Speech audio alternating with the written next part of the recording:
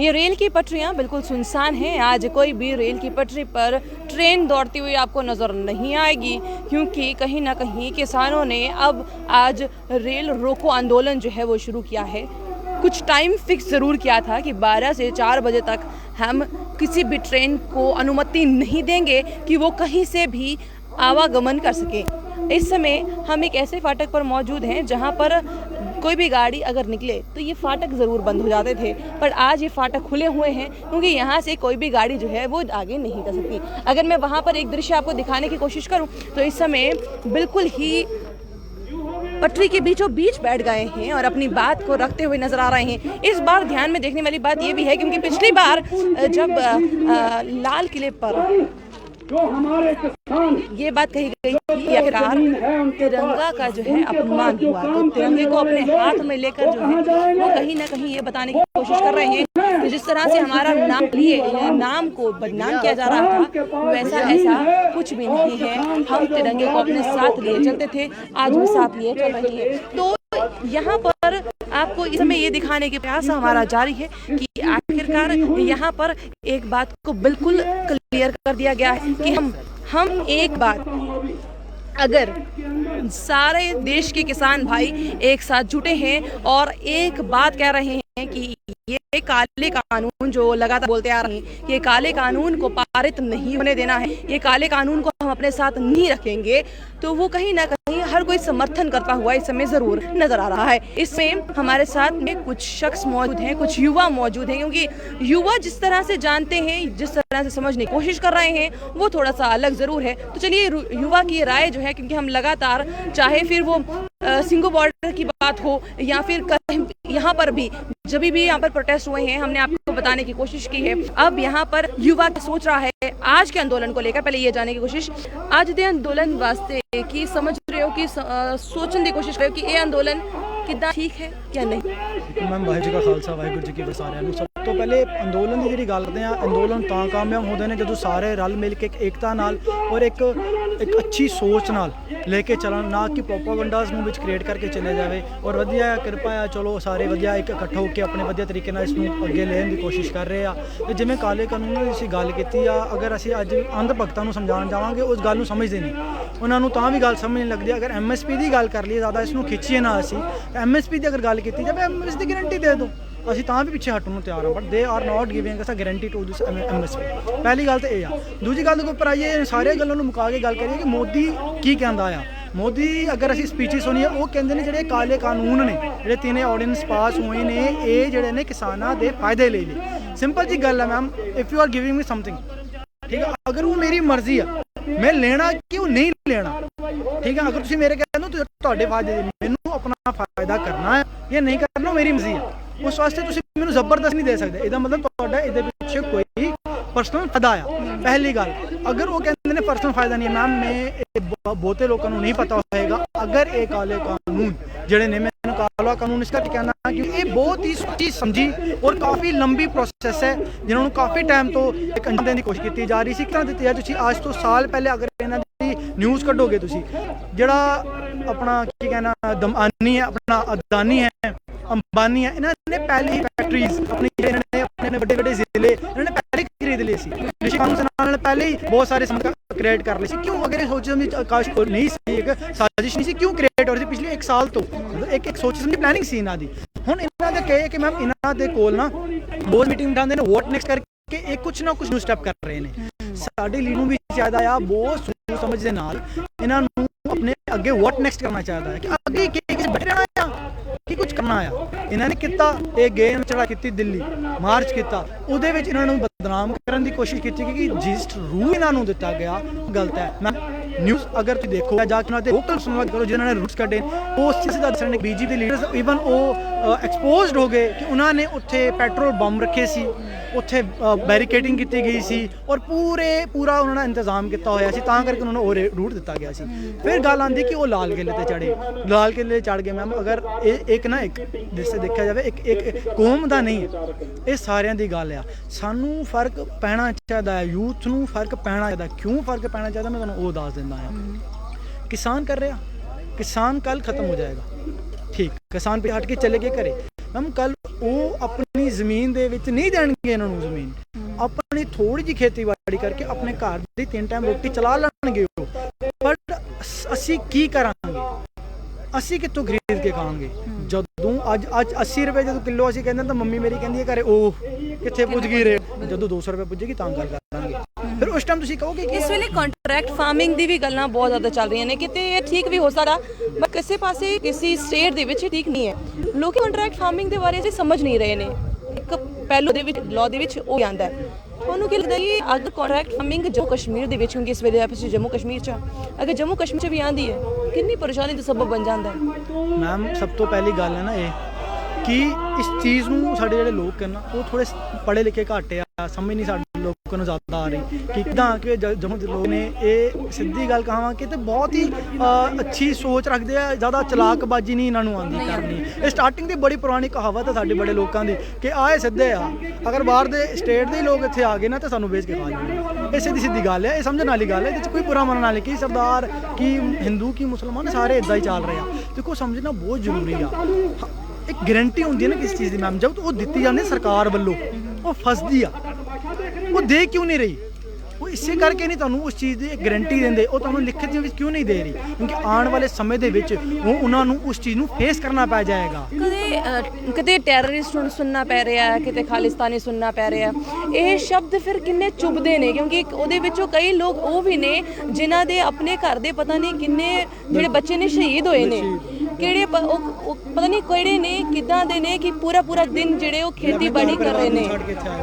ਉਹ ਕਿੱਦਾਂ ਫਿਰ ਤੁਸੀਂ ਦੇਖਦੇ ਹੋ ਜਿਹੜਾ ਉਹਨਾਂ ਦੇ ਪਿੱਛੇ ਉਹਨਾਂ ਨੂੰ ਖਾਲਿਸਤਾਨੀ ਬੋਲਿਆ ਜਾਂਦਾ ਹੈ? ਦੇਖੋ ਮੈਮ ਫਸਟ ਆਫ ਆਲ ਤੁਹਾਨੂੰ ਗੱਲ ਲੱਗਦੀ, ਇਹਨਾਂ ਨੇ ਸ਼ਰਾਈਨ ਬਾਗ ਇੱਕ ਅੰਦੋਲਨ ਚੱਲਿਆ ਸੀ, ਤੁਸੀਂ ਸੁਣਿਆ ਹੋਣਾ, ਉਸ ਨੂੰ ਵਿੱਚ ਆਪਣੇ ਕੁਝ ਗੂਨਸ ਨੂੰ ਪਾ ਕੇ ਉਸ ਨੂੰ ਖਰਾਬ ਕਰਨ ਦੀ ਕੋਸ਼ਿਸ਼ ਕੀਤੀ, ਪਰ ਉਹਨਾਂ ਨੇ ਮਾਰ ਖਾਧੀ। ਜਾਟ ਅੰਦੋਲਨ ਦੇ ਵਿੱਚ ਵੀ ਇਹ ਕੀਤਾ, ਆਪਣੇ ਬੰਦੇ ਪਾ ਕੇ ਖਰਾਬ ਕਰਾਤਾ, ਉਹਨਾਂ ਨੇ ਮਾਰ ਖਾਧੀ। ਹੁਣ ਲੱਗਦਾ ਕਿ ਇੱਥੇ ਵੀ ਹੋਇਆ ਸੀ। ਮੈਂ ਤੁਹਾਨੂੰ ਉਹੀ ਗੱਲ ਸਮਝਾ ਰਿਹਾ, ਇੱਥੇ ਵੀ ਹੋਇਆ ਸੀ। ਹੁਣ ਇਹਨਾਂ ਨੂੰ ਟੈਰਰਿਸਟ ਕਿਉਂ ਕਿਹਾ ਗਿਆ? ਪਹਿਲੇ ਇੱਥੋਂ ਮੈਂ ਤੁਹਾਨੂੰ ਕੱਢਦਾ ਹਾਂ, ਕਿਉਂਕਿ ਇਹਨਾਂ ਨੇ ਥੱਪੜ ਦੇ ਬਾਅਦ ਥੱਪੜ ਦਿੱਤਾ, ਮਾਰ ਨਹੀਂ ਖਾਧੀ। ਉਹਨਾਂ ਨੇ ਮਾਰ ਖਾਧੀ, ਘਰ ਚਲੇ ਗਏ, ਦੇ ਆਰ ਨੈਸ਼ਨਲਸ। ਪਰ ਜਿਹੜੇ ਮਾਰ ਖਾਂਦੇ ਨੇ ਉਹ ਨੈਸ਼ਨਲ, ਬਟ ਜਿਹੜੇ ਮਾਰ ਨਹੀਂ ਖਾਂਦੇ ਉਹ ਐਂਟੀ ਨੈਸ਼ਨਲਸ ਪਹਿਲੇ ਇੱਥੇ ਆ ਜਾਂਦੇ ਆ। ਦੂਸਰੀ ਇਹ ਖਾਲਿਸਤਾਨੀ ਜਿਹੜੀ ਗੱਲ ਕਰਦੇ ਆ, ਇਹਨਾਂ ਨੇ ਕਿ ਲਾਲ ਕਿਲੇ ਦੇ ਉੱਪਰ ਨਿਸ਼ਾਨ ਸਾਹਿਬ ਲਗਾਇਆ, ਨਿਸ਼ਾਨ ਸਾਹਿਬ ਨੂੰ ਖਾਲਿਸਤਾਨੀ ਦਾ ਕਿਹਾ ਗਿਆ। ਮੈਂ ਸਿੰਪਲ ਜਿਹਾ ਕੁਐਸਚਨ ਪੁੱਟ ਕਰਦਾ, ਜ਼ਿਆਦਾ ਗੱਲ ਨਹੀਂ ਕਰਦਾ।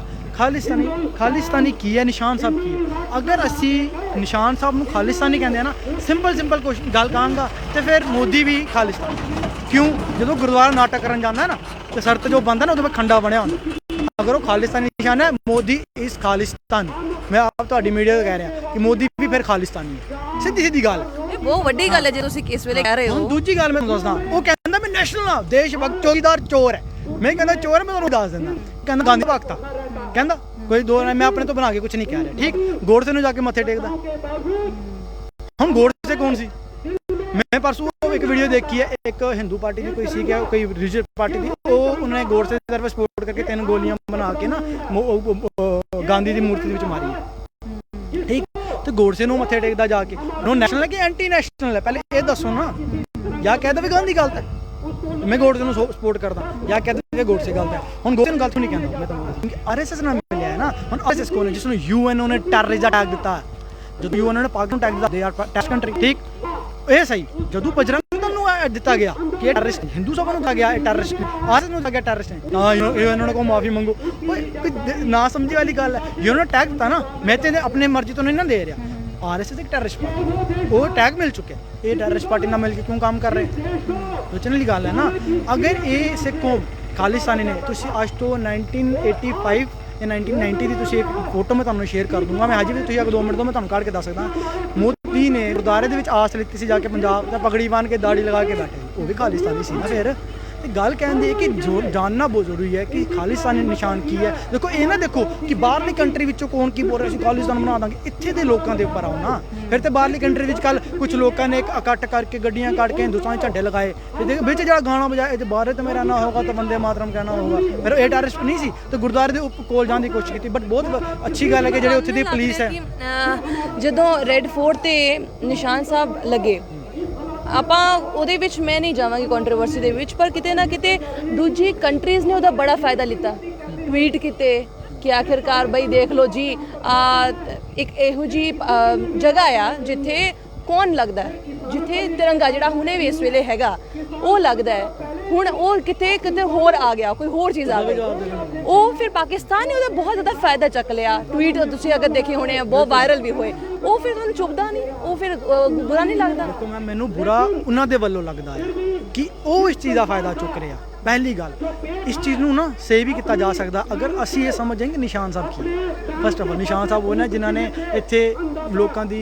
ਇੱਜ਼ਤਾਂ ਬਚਾਈਆਂ, ਜਿਸ ਥੱਲੇ ਰਹਿ ਕੇ ਇੱਕ ਗਰੀਬ ਨੂੰ ਰੋਟੀ ਮਿਲਦੀ ਹੈ, ਤਾਂ ਨਿਸ਼ਾਨ ਸਾਹਿਬ ਨਹੀਂ ਚੁੱਭਦਾ। ਹੁਣ ਮੈਂ ਦੂਜੀ ਤਰਫ ਆ ਜਾਂਦਾ ਨਾ ਨਿਸ਼ਾਨ ਸਾਹਿਬ ਕੀ, ਅਗਰ ਨਿਸ਼ਾਨ ਸਾਹਿਬ ਉੱਥੇ ਲੱਗਣਾ ਗੱਲ ਸੀ ਨਾ, ਤਿਰੰਗਾ ਉੱਥੇ ਹੀ ਸੀ, ਨਿਸ਼ਾਨ ਸਾਹਿਬ ਥੱਲੇ ਲੱਗੇ ਸੀ। ਇੱਕ ਵੀਡੀਓ ਉਹਨਾਂ ਨੇ ਵਾਇਰਲ ਕੀਤੀ ਜਿਹਦੇ ਤੇ ਨਿਹੰਗ ਸਿੰਘ ਉੱਪਰ ਚੜਿਆ ਸੀ, ਉਹ ਕਲੀਅਰ ਕਰ ਦਿੰਦਾ ਮੈਂ, ਠੀਕ, ਉਹਨੂੰ ਝੰਡੇ ਫੜਾਏ ਜਾ ਰਹੇ ਸਨ, ਨਿਸ਼ਾਨ ਸਾਹਿਬ ਵੀ ਸੀ, ਫਾਰਮਿੰਗ ਦਾ ਵੀ ਸੀ, ਤੇ ਹਿੰਦੁਸਤਾਨ ਦਾ ਝੰਡਾ ਵੀ ਸੀ। ਪਹਿਲਾਂ ਹਿੰਦੁਸਤਾਨੀ ਕਹਾਂਗਾ, ਸੌਰੀ ਇੰਟਰਨੈਸ਼ਨਲ ਹੋ ਗਿਆ, ਭਾਰਤ ਦਾ ਝੰਡਾ ਸੀ, ਕਿਉਂਕਿ ਸੰਵਿਧਾਨ ਦੇ ਵਿੱਚ ਹਿੰਦੁਸਤਾਨ ਕਿੱਥੇ, ਲੇਕਿਨ ਜਿਹੜੇ ਹਿੰਦੁਸਤਾਨ ਕਹਿੰਦੇ ਨੇ ਉਹ ਇੰਟਰਨੈਸ਼ਨਲ, ਠੀਕ ਆ। ਤੇ ਇੱਥੇ ਜ਼ਿਆਦਾ ਕੁਝ ਨਹੀਂ ਹੋ ਰਿਹਾ ਕਿ ਇੰਟਰਨੈਸ਼ਨਲ ਨੈਸ਼ਨਲ ਮੈਂ ਇਹਦੇ ਉੱਪਰ ਹੀ ਤੁਹਾਨੂੰ ਤੁਸੀਂ ਕਿਹਾ ਨਾ ਕਿ ਇਹਦਾ ਫਾਇਦਾ ਚੁੱਕਿਆ ਜਾਂਦਾ, ਮੈਂ ਉਹ ਤਾਰਾ ਕਹਿ ਰਿਹਾ। ਤੇ ਜਿਹੜੀ ਗੱਲ ਕੀਤੀ ਗਈ ਕਿ ਇਹ ਝੰਡਾ ਲਗਾਇਆ ਗਿਆ, ਠੀਕ ਮੈਮ, ਬੀਜੇਪੀ ਦਾ ਝੰਡਾ ਨਾ ਜਦੋਂ ਲੱਗਦਾ ਨਾ, ਕहीं ਤੁਸੀਂ ਫੋਟੋਜ਼ ਦੇਖੀਆਂ ਹੋਣੀਆਂ ਨੇ, ਇਹ ਵੀ ਤੇ ਬਹੁਤ ਟਵੀਟ ਦੇ ਵਿੱਚ ਸ਼ੇਅਰ ਹੋਈਆਂ ਨੇ, ਆਪਣਾ ਭਾਰਤ ਦੇ ਝੰਡੇ ਦੇ ਉੱਪਰ ਲੱਗੀ, ਕਿ ਉਹ ਗਲਤ ਨਹੀਂ, ਤਾਂ ਵੀ ਤਾਂ ਮਜ਼ਾਕ ਉਡਦਾ ਨਾ। ਤਿਰੰਗਾ ਅਗਰ ਗੱਲ ਕੀਤੀ ਜਾਏ, ਸੈਕੂਲਰ ਦੀ ਗੱਲ ਕੀਤੀ ਜਾਣੀ ਹੈ, ਰੰਗ ਦੀ ਗੱਲ ਕੀਤੀ ਜਾਣੀ ਹੈ ਨਾ, ਤੇ ਤਿਰੰਗੇ ਦੇ ਉੱਪਰ ਬੀਜੇਪੀ ਦਾ ਨਿਸ਼ਾਨ ਲੱਗੇ, ਕਿ ਉਹ ਗਲਤ ਨਹੀਂ, ਕਿ ਤਾਂ ਦੇਸ਼ ਦਾ ਮਜ਼ਾਕ ਨਹੀਂ ਬਣਦਾ। ਕਿ ਇੰਨੀ ਦੇਰ ਤੋਂ ਇੰਨੀ ਸਾਡੀ ਮਾਂ ਭੈਣਾਂ ਦਾ ਰੇਪ ਕੰਟੀਨਿਊ ਇਹਦੀ ਜਿਹੜੀ ਵੱਧਦੀ ਜਾ ਰਹੀ ਹੈ ਪਰਸੈਂਟੇਜ, ਕਿ ਤਾਂ ਸਾਡੀ ਬਦਨਾਮੀ ਨਹੀਂ ਹੁੰਦੀ ਦੇਸ਼ ਦੀ। ਦੇਖਿਆ ਜਾਵੇ ਨਾ, ਇਸ ਦੇਸ਼ ਵਿੱਚ ਇੰਨੇ ਸਾਰੇ ਲੋਕ ਖਿਲਾਫ ਕਿਉਂ ਹੋ ਰਹੇ ਨੇ, ਮੇਨ ਪੁਆਇੰਟ ਇਹ ਸਮਝਣਾ ਚਾਹੀਦਾ ਕਿਉਂ ਹੋ ਰਹੇ ਨੇ, ਸਾਨੂੰ ਕੋਈ ਸ਼ੌਕ ਹੈ ਦੇਸ਼ ਦੇ ਖਿਲਾਫ ਜਾਣ ਦਾ? ਤੁਹਾਨੂੰ ਕਿਉਂਕਿ ਇੱਕ ਯੁਵਾ ਕੀ ਸੋਚਦਾ ਇਸ ਬਾਰੇ, ਕਿਉਂਕਿ ਇੱਕ ਅੱਜ ਕੱਲ ਕੁਛ ਨੂੰ ਵੀ ਚਲਦੇ ਨੂੰ ਨੈਸ਼ਨਲ ਇੰਟਰਨੈਸ਼ਨਲ ਦਾ ਟੈਗ ਦਿੱਤਾ ਜਾਂਦਾ ਹੈ, ਤੇ ਨਾਲ ਕਿਸੇ ਨੂੰ ਵੀ ਬੋਲੇ ਜਾਂਦਾ ਹੈ। ਤੁਸੀਂ ਇਸ ਇੰਟਰਨੈਸ਼ਨਲ ਨੈਸ਼ਨਲ ਦੇ ਬਾਰੇ ਕੀ ਸੋਚਦੇ ਹੋ, ਕੀ ਸਮਝਦੇ ਹੋ, ਕੀ ਵਿਚਾਰ ਰੱਖਦੇ ਹੋ? ਠੀਕ ਹੈ, ਸਭ ਤੋਂ ਪਹਿਲੇ ਨਾ ਸਾਨੂੰ ਜ਼ਰੂਰੀ ਸਮਝਣਾ ਕਿ ਨੈਸ਼ਨਲ ਕੀ ਹੁੰਦਾ ਹੈ। What is national? कोई पूछ ले तो नेशनल की है, मैं नेशनल, मैं भारत माता की बोल देता हूँ, मैं वंदे मातरम बोलता हूँ, वंदे मातरम सुनाओ जरा। वो ਤੁਹਾਡੀ ਆ ਜਾਣਾ ਜਾਂ ਕਹਿ ਦੇਣਾ ਨੈਸ਼ਨਲਿਟੀ ਨਹੀਂ ਹੈ, ਠੀਕ ਹੈ। ਤੁਸੀਂ ਪਹਿਲੀ ਗੱਲ ਅਗਰ ਸਪਿਰਿਚੁਅਲ ਵੇ ਨਾਲ ਸੋਚਿਆ, ਤੁਸੀਂ ਇੱਕ ਬਾਉਂਡਰੀ ਕ੍ਰਾਸ ਕਰਕੇ ਦੂਸਰੀ ਸਾਈਡ ਵੀ ਜਾਂਦੇ ਹੋ ਨਾ, ਧਰਤੀ ਦੀ ਤਾਂ ਵੀ ਇੱਜ਼ਤ ਕਰਨੀ ਹੈ। ਇਹਨਾਂ ਵਾਸਤੇ ਖਾਲੀ ਧਰਤੀ ਦੀ ਇੱਜ਼ਤ ਖਾਲੀ ਇੰਡੀਆ ਹੀ ਹੈ, ਬਾਕੀ ਨਹੀਂ ਹੋ ਜਾਂਦੀ, ਠੀਕ ਹੈ ਮੈਮ। ਨੈਸ਼ਨੈਲਿਟੀ, ਸਾਨੂੰ ਧਰਤੀ ਹੈ ਨਾ, ਇਹ ਸਾਡੀ ਮਾਂ ਆ। ਮੈਂ ਅੱਜ ਕਹਿੰਦਾ ਇਹ ਧਰਤੀ ਮੇਰੀ ਮਾਂ ਆ। ਹਾਂ, ਮੱਥਾ ਮੈਂ ਗੁਰੂ ਗ੍ਰੰਥ ਸਾਹਿਬ ਮਾਰਨ ਨੂੰ ਟੇਕਦਾ ਸਿਰਫ ਰੱਬ ਨੂੰ, ਪਰ ਇਹ ਧਰਤੀ ਮੇਰੀ ਮਾਂ, ਇਹਦੀ ਮਾਂ ਵਾਂਗੂ ਮੈਂ ਇੱਜ਼ਤ ਕਰਦਾ, ਇਸ ਨੂੰ ਗੰਦਾ ਨਹੀਂ ਕਰਨਾ। ਤੁਸੀਂ ਵੰਦੇ ਮਾਤਰਮ ਕਹੋ ਨਾ, ਕੋਈ ਫਰਕ ਨਹੀਂ ਪੈਣਾ, ਤੁਸੀਂ ਇਸ ਨੂੰ ਗੰਦਾ ਨਹੀਂ ਨਾ ਕਰ ਰਹੇ, ਇਹ ਤੁਹਾਡੀ ਨੈਸ਼ਨਲਿਟੀ ਦਾ ਸਬੂਤ ਆ ਰਿਹਾ ਹੈ। ਦੂਜੀ ਗੱਲ, ਤੁਸੀਂ ਕੋਈ ਵੀ ਐਸੀ ਗੱਲ ਦੇਸ਼ ਦੇ ਖਿਲਾਫ ਨਹੀਂ ਕਰ ਰਹੇ, ਠੀਕ ਹੈ, ਉਹ ਤੁਹਾਡੀ ਨੈਸ਼ਨਲਿਟੀ ਦਾ ਸਬੂਤ ਹੁੰਦਾ ਹੈ। ਇੱਥੇ ਤੁਸੀਂ ਐਂਟੀ ਬੀਜੇਪੀ ਹੋ ਜਾਓ, ਤੁਸੀਂ ਐਂਟੀ ਨੈਸ਼ਨਲ। ਬੀਜੇਪੀ ਉਹ ਪਾਰਟੀ ਆ, ਪਾਰਟੀ ਦੇ ਖਿਲਾਫ, ਨੈਸ਼ਨਲ ਦੇ ਖਿਲਾਫ ਹੋਣਾ ਬਹੁਤ ਅਲੱਗ ਚੀਜ਼ ਆ, ਸਮਝਣੀ ਜ਼ਰੂਰ ਆ। ਦੇਸ਼ ਨੂੰ ਕਹੀਏ ਨਾ, ਦੇਸ਼ ਖਰਾਬ ਹੈ। ਦੇਖੋ ਜੀ, ਮੈਂ ਇੱਕ ਗੱਲ ਹੋਰ ਵੀ ਕਹਿ ਦਵਾਂ, ਜਿਹੜੇ ਲੋਕ ਸਿਸਟਮ ਤੋਂ, ਮੈਂ ਸਿਸਟਮ ਤੋਂ ਔਖਾ ਆ, ਠੀਕ, ਪਰ ਮੈਂ ਦੇਸ਼ ਤੋਂ ਔਖਾ ਨਹੀਂ ਆ, ਠੀਕ ਹੈ। ਇਹ ਦੇਸ਼ ਸਾਡਾ ਆ, ਠੀਕ ਹੈ। ਮੈਂ ਸਿਸਟਮ ਤੋਂ ਖਿਲਾਫ ਹਾਂ, ਮੈਂ ਸਰਕਾਰਾਂ ਦੇ ਖਿਲਾਫ ਹਾਂ। ਇੱਕ ਆਖਰੀ ਮੈਂ ਸਵਾਲ ਜਿਹੜਾ ਲੈਣਾ ਚਾਹਨੀ ਆ ਕਿ ਆਖਿਰਕਾਰ ਹੁਣ ਕੀ, ਕਿਉਂਕਿ ਹੁਣ ਮੇਨ ਚੀਜ਼ ਇਹੀ ਹੈ, ਕਿੰਨੀ ਦੇਰ ਅਸੀਂ ਬੈਠੇ ਰਹੀਏ, ਕਿੰਨੀ ਦੇਰ ਕਿਸਾਨ ਬੈਠੇ ਰਹਿਣਗੇ, ਕਿੰਨੀ ਦੇਰ ਉਹ ਆਪਣੀ ਖੇਤੀਬਾੜੀ ਨੂੰ ਪਿੱਛੇ ਰੱਖ ਕੇ, ਆਪਣੇ ਪਰਿਵਾਰ ਨੂੰ ਪਿੱਛੇ ਰੱਖ ਕੇ ਉੱਥੇ ਬੈਠੇ ਰਹਿਣਗੇ, ਲਾਠੀਆਂ ਖਾਂਦੇ ਰਹਿਣਗੇ। ਇਹ ਵਾਲੀ ਚੀਜ਼ ਕਦੋਂ ਤੱਕ? ਮੈਮ, ਸਭ ਤੋਂ ਪਹਿਲੀ ਗੱਲ ਹੈ ਕਿ ਸ਼ਰਮਨਾਕ ਗੱਲ ਹੈ ਕਿ ਯਾਰ ਉਹਨਾਂ ਨੂੰ, ਇੱਕ ਬਜ਼ੁਰਗ ਲੋਕ, ਮਾਤਾ ਨੂੰ ਵੀ, ਜਿਹੜੇ ਛੋਟੇ ਛੋਟੇ ਬੱਚੇ, ਇੱਕ 8 ਸਾਲ ਦੀ ਬੱਚਾ, ਇੱਕ 8 ਦਿਨ ਦਾ ਬੱਚਾ ਲੈ ਕੇ ਆਪਣਾ ਉਸ ਰੈਲੀ ਦੇ ਵਿੱਚ ਗਈ ਹੈ ਇੱਕ ਭੈਣ ਸਾਡੀ, ਕਿ ਉਹ ਵੀ ਇੱਕ ਟੈਰਰਿਸਟ ਹੈ। ਨਹੀਂ, ਉਹ ਸੋਚਣਾ ਚਾਹੀਦਾ ਸਾਨੂੰ ਕਿ ਸਰਕਾਰ ਨੂੰ, ਕਿ ਨਹੀਂ ਯਾਰ, ਉਹ ਵੀ ਸਾਡੀ ਮਾਂ ਨੇ, ਉਹ ਵੀ ਮੇਰੀ ਭੈਣ ਨੇ। ਇੱਕ ਸ਼ਰਮਨਾਕ ਗੱਲ ਹੈ ਸਰਕਾਰ ਦੇ ਲਈ। ਇਹ ਲੋਕ ਤੇ ਚਲੋ ਆਪਣੇ ਹੱਕ ਲਈ ਤੇ ਲੜਨਗੇ ਨਾ। ਅੰਬੇਦਕਰ ਜੀ ਨੇ ਤਾਂ ਇੱਕ ਦੇ ਕੇ ਗਏ ਸੀ ਨਾ ਸੰਵਿਧਾਨ, ਉਸ ਨੂੰ ਖਰਾਬ ਕਰਨ ਦੀ ਕੋਸ਼ਿਸ਼ ਕਰ ਰਹੇ ਆ। ਚਲੋ ਉਸ ਨੂੰ ਮੈਂ ਜ਼ਿਆਦਾ ਨਹੀਂ ਛੇੜਾਂਗਾ ਗੱਲ ਨੂੰ, ਠੀਕ ਆ। ਤੇ ਇੱਕ ਸਰਕਾਰ ਨੂੰ ਸੋਚਣਾ ਚਾਹੀਦਾ ਆ। ਪਰ ਦੇਖੋ ਜੀ, ਜਦ ਤੱਕ ਉਹ ਇੰਨੇ ਸਾਡੇ ਹੱਕ ਤੇ ਰਹਿਣਗੇ, ਸਾਨੂੰ ਬੈਠਣਾ ਹੈ। ਔਰ ਸਾਨੂੰ, ਜਿਵੇਂ ਮੈਂ ਪਹਿਲੇ ਕਹਿੰਦਾ ਕਿ ਵੋਟ ਨੈਕਸਟ, ਸਾਨੂੰ ਸਾਡੇ ਲੀਡਰਸ ਨੂੰ ਉਹ ਦੇਖਣਾ ਚਾਹੀਦਾ ਹੈ, ਪਰ ਇਨ ਅੰਡਰ ਲਾਅ ਰਹਿ ਕੇ ਕੋਈ ਵੀ ਐਸਾ ਕੰਮ ਨਾ ਕਰਨ ਜਿਹਦੇ ਨਾਲ ਦੇਸ਼ ਨੂੰ ਬਦਨਾਮ ਕੀਤਾ ਜਾਵੇ ਜਾਂ ਬਾਹਰਲੇ ਮੁਲਕ ਦਾ ਫਾਇਦਾ ਚੁੱਕਣ। ਇੰਨੀ ਮੇਰੀ ਮੈਂ ਲਾਸਟ ਸਵਾਲ ਜ਼ਰੂਰ ਕਹਿਤਾ ਸੀ, ਫਿਰ ਮੇਰਾ ਇੱਕ ਸਵਾਲ ਆ ਗਿਆ। ਟਵੀਟ ਦੀ ਰਾਜਨੀਤੀ ਕਾਫੀ ਜ਼ਿਆਦਾ ਹੋ ਰਹੀ ਹੈ ਇਸ ਵੇਲੇ, ਟਵੀਟ ਦੀ ਰਾਜਨੀਤੀ ਕਿੱਦਾਂ ਦੇਖ ਰਹੇ ਹੋ? ਕੋਈ ਗੱਲ ਨਹੀਂ ਜੀ, ਕਿੱਥੇ ਕੰਗਣਾ ਤੇ ਕਿੱਥੇ ਕੜੇ, ਫਰਕ ਤੇ ਪੈਂਦਾ ਹੀ ਆ। ਤੇ ਕੰਗਣਾ ਨੂੰ ਨਹੀਂ ਕਹਾਂਗੇ ਭਾਈ ਵੇਲੀ, ਉਹ ਵਿਚਾਰੀ ਨੂੰ ਕੰਮ ਨਹੀਂ ਰਿਹਾ। ਪਾਰਟੀ ਨੇ ਹਿਮਾਚਲ ਤੋਂ ਪਹਿਲਾਂ ਦੀ ਕੋਈ ਚੱਲ ਰਹੀ, ਮੈਨੂੰ ਪਤਾ ਤੇਰਾ ਨਹੀਂ ਮਿਲੇਗੀ, ਤੇ ਪਾਇਲ ਰੋਹਤਕ ਹੀ ਹੈਗੀ ਆ ਵਿਚਾਰੀ। ਉਹਨਾਂ ਦੀ ਉਹ ਹੋ ਚੁੱਕੀ ਵੀਡੀਓਜ਼ ਦੇਖੀ, ਕਿੰਨੇ ਚ ਵਿਕਿਆ। ਹੋਰ ਵੀ ਬਾਕੀ ਸੈਲੀਬ੍ਰਿਟੀਜ਼ ਹੋ ਚੁੱਕੇ ਬਾਹਰ, ਜਿਹੜੇ ਸੈਲੀਬ੍ਰਿਟੀ ਬਹੁਤ ਵਧੀਆ ਲੱਗਦਾ ਜਦੋਂ ਉਹਨਾਂ ਨੂੰ नज़र आ रहा है कि यार साढ़े कि बट इन्होंने नज़र नहीं आ रहा। अक्षय कुमार पकड़िए बन मान के फिल्म कर लेंदा है। इधर बाकी सनी देओल है, इन्होंने पता है कि हुण सनी देओल ने तो कहना सी कि मैं डरदा नहीं, उन्होंने पता हुण फिल्म तो जल्दी नहीं, हुण राजनीति करनी है। तो ये जी राजनीति है खाली अपने प्रोपोगंडास भी कर रहे हैं, क्योंकि सैलीब्रिटीज़ का की चक्कर, सैलीब्रिटी की गल नहीं, सिर्फ इन्ना आ सिंपल जा कि इन्हों की फॉलोवर ज़्यादा ने, लोग ज़्यादा सुनने में, इन्हों के प्रोपोगंडा चल रहे हैं, इन्होंने इग्नोर किया जाए, दैट्स इट, कुछ नहीं। बहुत बहुत शुक्रिया। और यहाँ पर लगातार हम एक चीज़ बताने की कोशिश कि आखिरकार आज का आंदोलन किस तरीके से हुआ, क्या हुआ, ये आम जनता किस तरह से सोच रही है, और सबसे बड़ी बात युवा किस तरह से सोच रहा है। कॉन्ट्रैक्ट फार्मिंग की बातें लगातार उठ रही हैं, तो आज उस पर भी बात हुई। ट्वीट की राजनीति खेली जा रही है, ट्वीट पर लगातार आरोप प्रत्यारोप चल रहे हैं, उस पर बातचीत हो रही है, तो हमने वो भी बातें उठाने की कोशिश की। लगातार खालिस्तानी और ट्विटर पर टेररिस्ट बोला जा रहा है, उस पर भी बात करने की कोशिश, और आखिरकार उस भी बात करना सबसे ज़्यादा जरूरी था जो लाल किले पर हुआ। तो कहीं ना कहीं आम जनता क्या सोचती है वो इसमें आपके बिल्कुल सामने है। आपको क्या लगता है कमेंट बॉक्स में कमेंट करना ना भूलिएगा। बने रहिए जम्मू परिवर्तन के साथ। मुझे अभिषेक जी